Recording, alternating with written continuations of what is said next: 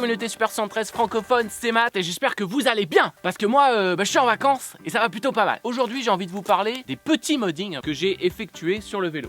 Et aussi, je voulais en profiter pour remercier encore tous ceux qui se sont abonnés. Maintenant, on est 400, la communauté grandit. Ça fait super plaisir. Merci beaucoup. Bon, je sais pas pourquoi, cet épisode a été un des épisodes les plus difficiles à enregistrer. La vidéo, ça fait plus de 3 semaines que je l'ai commencé et j'ai toujours pas réussi à la finir. Mais bon, on va y arriver. Aujourd'hui, on est en vacances, on prend le temps et on fait. On va parler globalement du changement de mes freins, les changements de la selle et les changements de pneus.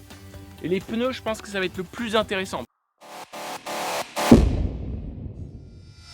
Pour changer les freins, c'était assez simple. Après mon trip de 360 km entre Paris et Pont-l'Évêque, il était important que je me procure des freins hydrauliques. Je n'en pouvais plus des freins à câble. Super 73 propose des freins hydrauliques, mais j'ai eu un peu de mal à trouver le kit de freins. Sinon, j'aurais pu aller voir sur le site de Tektro, mais au final, en fait, j'avais les poteaux qui m'avaient déjà envoyé un lien pour des freins compatibles et ces freins étaient disponibles sur AliExpress. Du coup, ils coûtaient pas très cher. Avoir ces nouveaux freins hydrauliques, ça a complètement changé le feeling de contrôle de mon vélo. Alors pour changer les freins, ça n'a pas été très compliqué.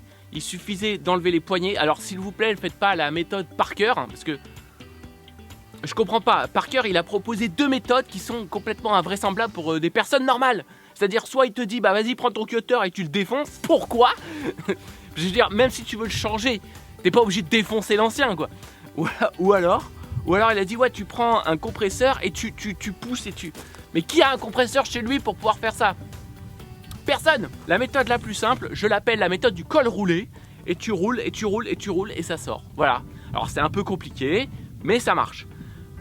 Et pour le remettre, un petit peu d'eau savonneuse, et hop, c'est nickel. Donc les poignées enlevées, et après, pour ce qui était de l'étrier, aucune complexité. C'était super simple. J'ai juste eu à revisser en lieu et place de l'ancien, sans aucun problème. La seule chose qu'il faut se souvenir, c'est de ne surtout pas appuyer sur les poignées de frein tant qu'on n'a pas installé les étriers. Sinon on presse les deux plaquettes l'une contre elle et là ça devient, je sais pas, j'ai pas essayé. Ne le faites pas, c'est tout ce que j'ai à vous dire, ne le faites pas. L'avantage de ces freins, quand on freine, eh bien on sent l'hydraulique qui va tout de suite venir actionner les plaquettes dans l'étrier pour aller serrer le disque de frein. On a vraiment l'impression que ça marche mieux, c'est plus dur, ça freine quoi. Surtout sur un vélo de ce poids-là où en fait le frein à câble, de toute façon il va se desserrer ou il va casser. C'est quasiment obligatoire. Entre la force avec la vitesse que tu prends quand tu roules plus le poids du vélo, tout de suite les freins doivent être beaucoup plus puissants, ils doivent agir beaucoup plus fort, on freine mieux.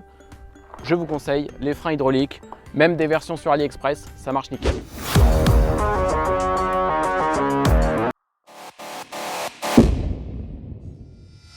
Alors la selle, j'aime beaucoup l'ancienne selle. Elle a juste un master défaut, c'est qu'elle est très haute à un endroit, et donc très confortable à un endroit, et très basse à un autre. Elle est toujours aussi confortable parce que ça reste assez épais. Le seul problème, c'est que les deux tailles sont différentes. Donc, tu glisses vers l'avant, tu te retrouves avec l'entrejambe complètement serrée dans ton pantalon et en fait ça ne fait que te lacérer. Donc ça n'a vraiment, cette selle elle pourrait être confortable mais elle ne l'est pas. Donc le poteau V comme vélo m'a vendu sa selle longue, j'ai pu l'installer et c'était pareil, ultra simple. Tu dévisses 3 vis sur l'ancienne selle et tu revisses les nouvelles vis aux nouveaux endroits. Pour la selle, c'est compatible, vu que c'est du Super 113, il n'y a aucun problème. Voilà, j'en suis très content. Elle est plus fine en longueur et un petit peu plus dure. On a 2 positions avec cette selle quand on est tout seul.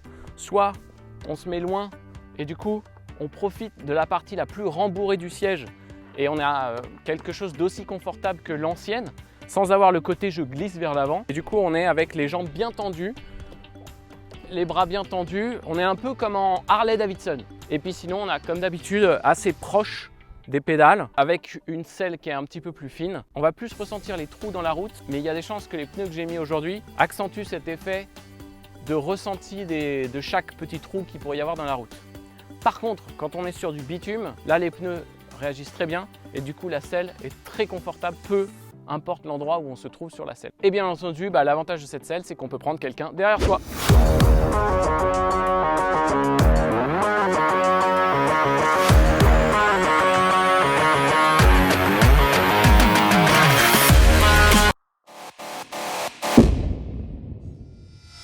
Alors le pneu, tu te dis oh là là ça va être un calvaire à changer.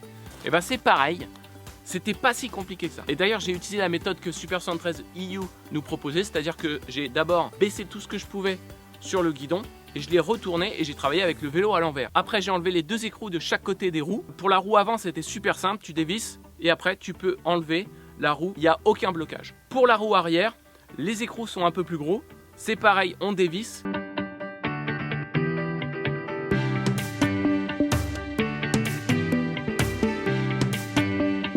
Et après, il faut faire glisser en avant, puis après vers le haut. Et la roue sort toute seule. Il ne faut pas oublier d'enlever la chaîne. Une fois qu'on a enlevé les 2 roues de son vélo, on va d'abord dégonfler les pneus.